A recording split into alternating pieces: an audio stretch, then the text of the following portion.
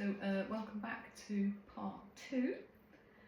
I hope you've been enjoying it this morning, and it is nicer to be in the cool, definitely.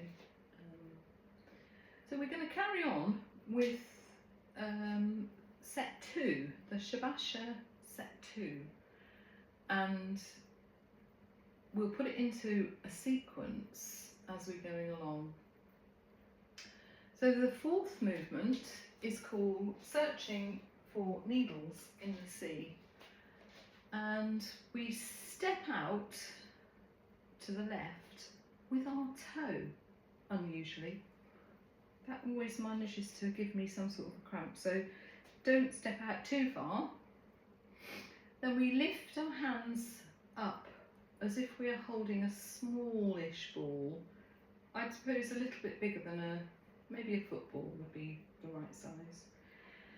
Breathing in, and as we breathe out, we roll our hands so our elbows come up and we change direction. So pointing up, pointing down.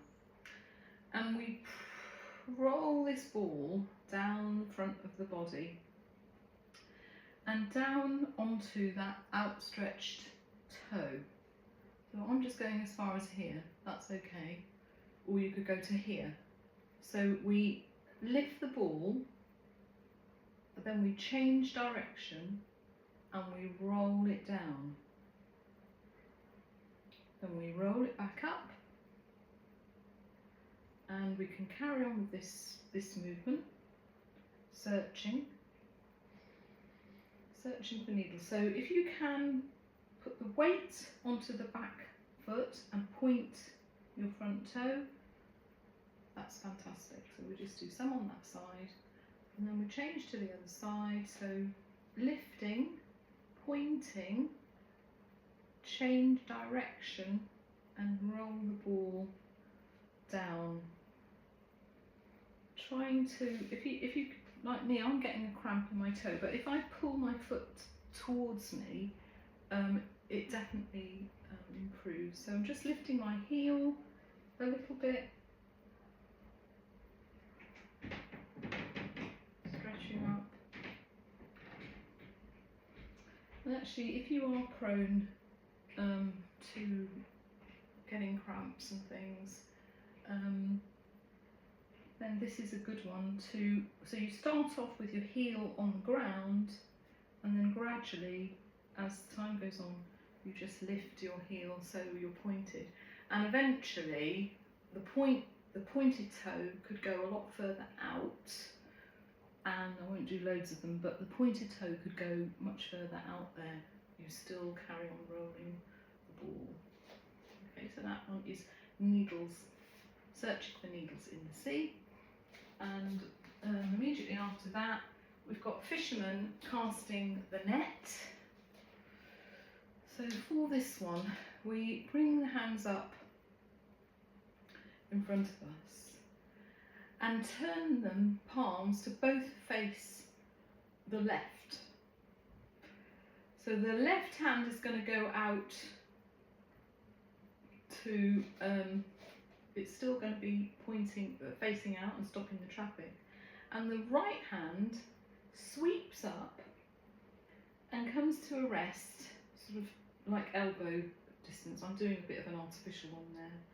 And then you come back to the centre, both hands facing the right this time, and casting the net out. So both hands facing the right and casting the net out. Then we come back and return to Uji. Casting the net, fisherman, so that is searching for needles, fast moving. And the sixth movement is immortal, pointing the way. And this one I think we've done quite a lot. It is circling, starting with a left hand side circle all the way around the clock, as it were, and all the way around again, but this time stopping at 3 o'clock, or on the right hand side, and then we sweep across the front of the body. So as we do that sweep, we take the leg from that side, so this, I'm stretched out to the right, so my right leg is going to move and it's going to go behind, if you can, or together. So as we do that, we sweep across and duck down. Turn the palms to face down and start a rotation to the right. All the way to the right, over the top,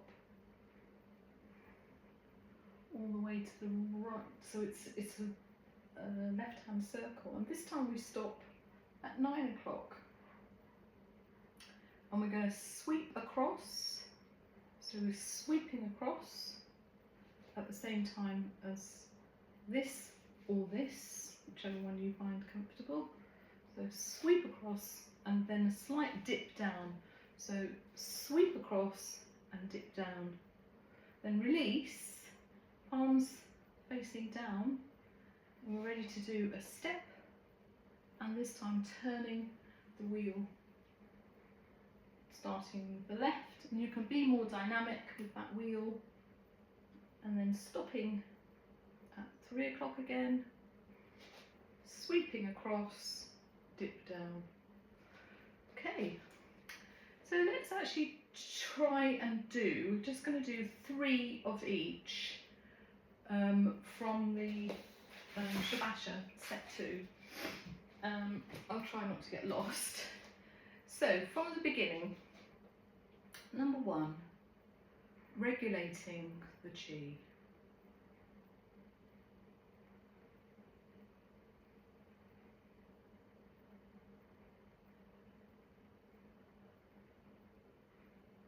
We just do reaching out.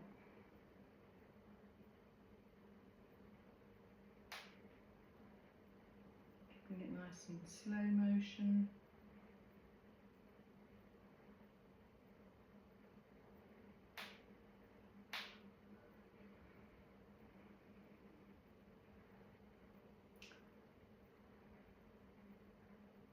Then we start with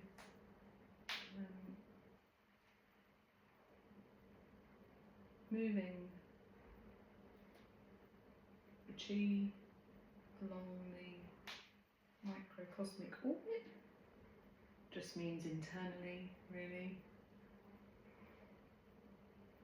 3 of those.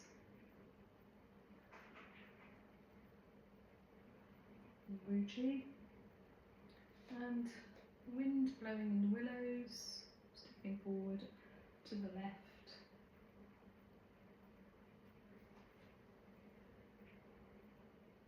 We do 3 on one side.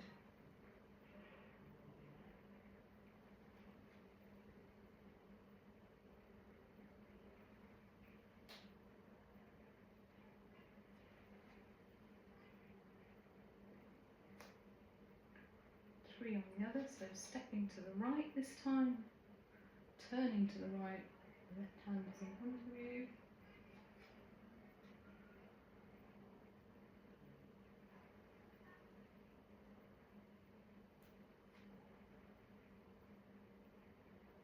Keeping that heels to the ground.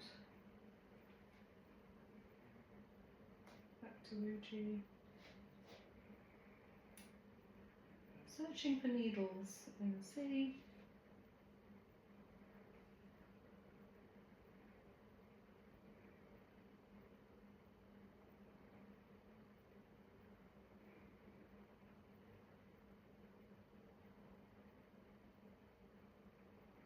Roll the ball down. Do the other side.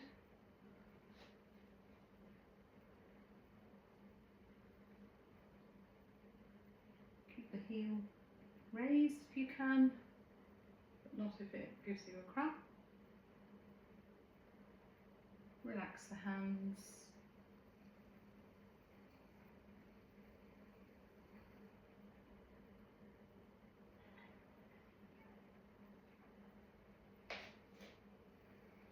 And fisherman casts the net.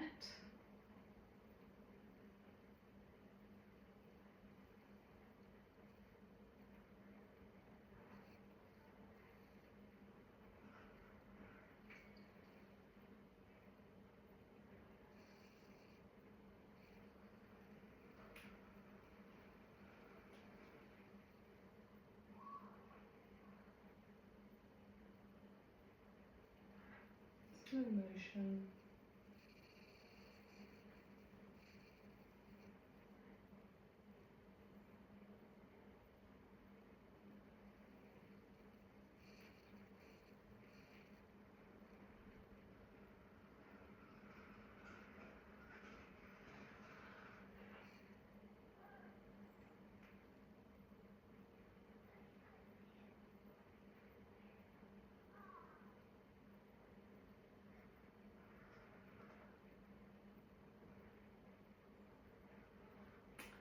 And fisherman passes the net, and then immortal points the way. So we start by turning the left side first.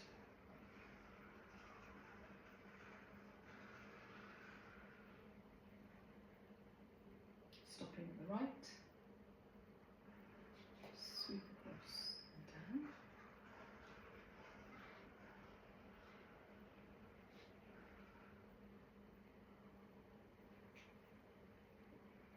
Stopping on the left.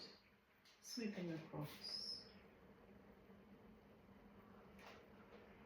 And then just slow the motion. Just make yourself aware of your space, the space that you take up.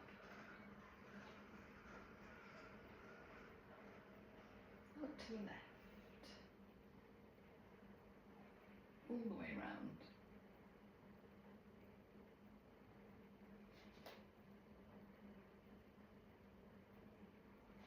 Up to the right.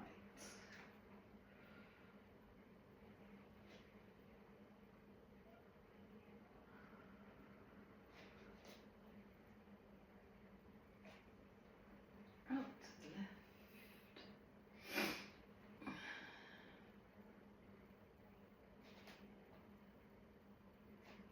Out to the right.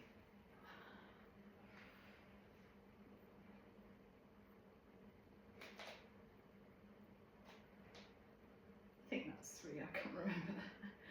Okay, and relax. So those are the first 6 movements, and we do know a lot of the other ones. So that from Immortal we go into Mischievous Boy Keeping with Heels, Hurry Praying Worships the Moon, Yellow Dragon.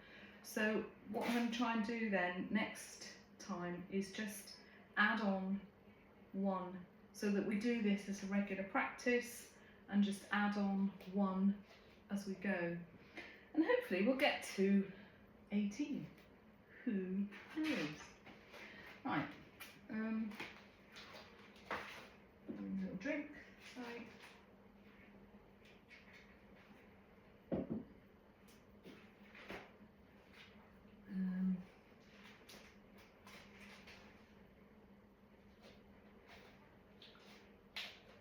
Okay, so let us move to practice the Tao form practice, which takes us into the realm of thinking of our connection to the way of nature. And so during this practice, I like to think about how we as a human are part of nature. And we've just been through here very sort of extreme heat and drought conditions with heat wave after heat wave. And that, if you need anything to illustrate how nature works and how we have to interact with nature to survive, maybe not on the huge level, but there is some element of survival there, making sure that we are working properly, that we're drinking properly, etc., etc. And so the Tao form just brings us into that space where we can just connect our thoughts with nature. And obviously, if you have, you don't have to be out in nature to really get the most out of this. It's your thoughts, so you can remember a lovely nature walk, if you like, but actually nature is here. So let us begin. Sorry. Let us begin. So we'll just take this nice and gently and let the breath just gently move along its way. And that breath moving is the first element which connects us to the processes of nature. And we can just visualize ourselves. You can use the movements in any way you like to think about. That could be, birds, or your own movement through the world. That's the air, and this is the water.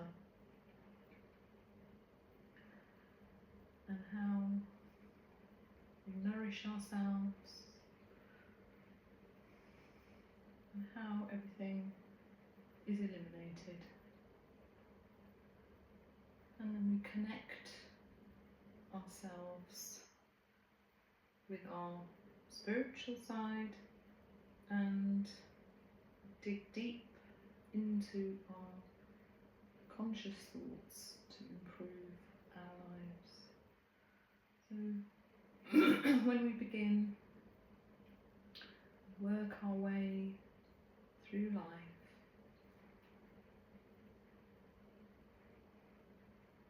everything around us that we are responsible for.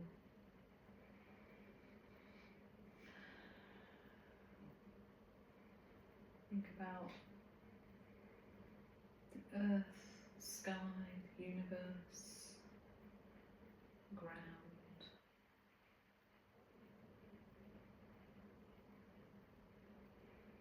Think of the ocean and the water within us, water around us. Bringing into our body and mind good practice, and letting go of anything that we don't need. And finally, having peace and rest through our actions. We bring all these things about. Just do one round, me being silent.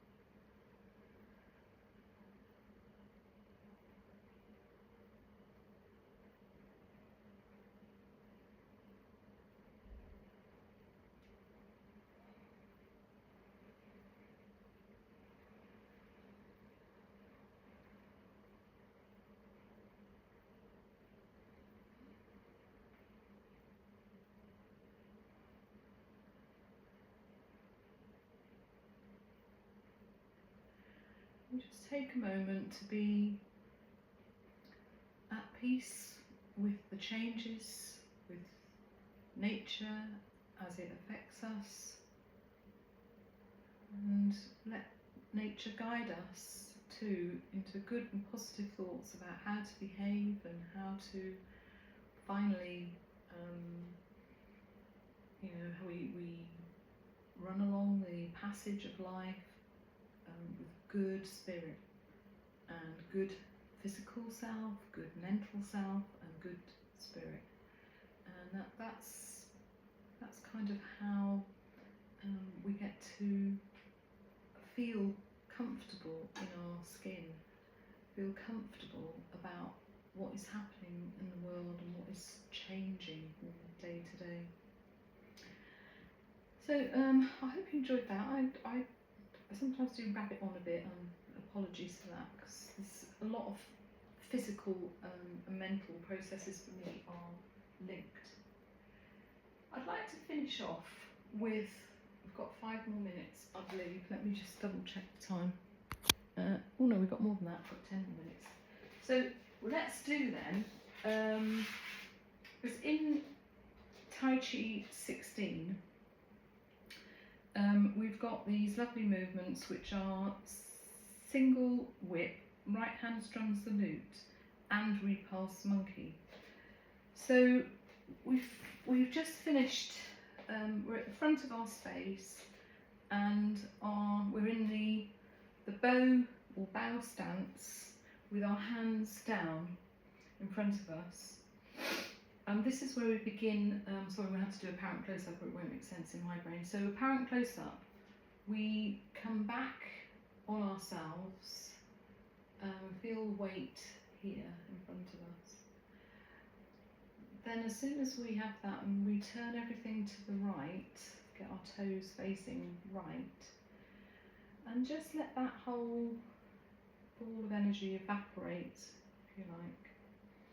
Then take the right hand and make the beak posture. Weight to the left, scoop into the bag of grain, and as the weight comes across the body, we come to take the grain to the bird. Our foot comes close up again. Then we let the heel drop, let the weight drop.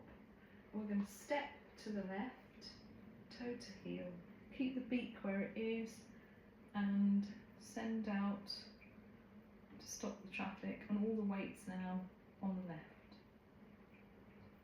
Hope you can still see this okay. So bringing the weight onto the left and then bringing the right foot into the instep of the left, right toe into the instep, we make the top of the lute, and then we use the right hand to strum down the lute as the body weight drops down.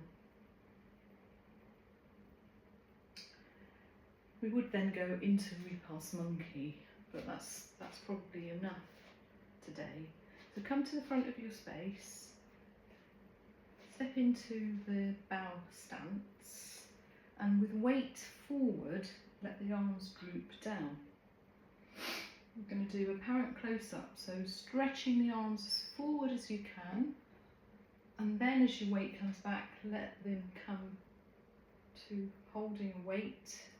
Hold that posture, very strengthening for the back leg there. Then turning everything and taking the weight evenly onto both feet.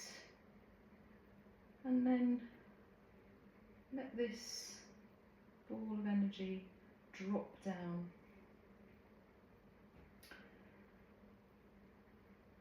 Weight onto the right leg, hold the beak.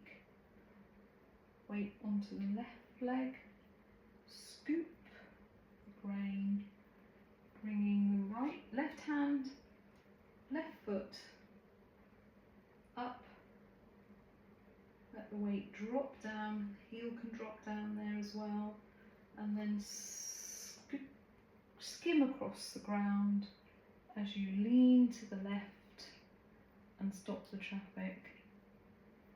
Weight's all on the left foot, so we bring the right toe in to the instep as we form the lute, and let the right hand play the lute down as far as you can go, And then we come back to Wuji. Good. Excellent. Got time to do that one again. So from front of your space, only because when we go into the next section, that would be the repose monkey. So lean forward into that bow stance and let the arms drape in front of you.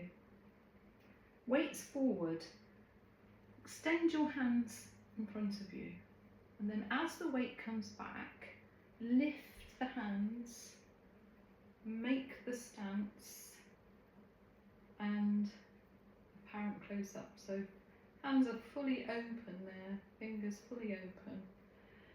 And as we turn to the right, and toes pointing right, and we're fully right and we're evenly weighted, let this ball of energy just drop down.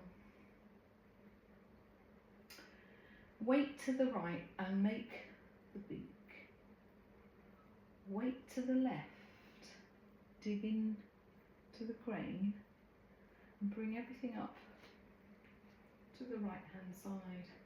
Up and then drop down. Heel drops down, skim across and weight to the left, stop the traffic. And as the right toe skims across, the left hand becomes the lute and the right hand plays the lute and goes down. And then open into Wuji. So that's probably all we've got time for today. It's nice to have a bit of continuity.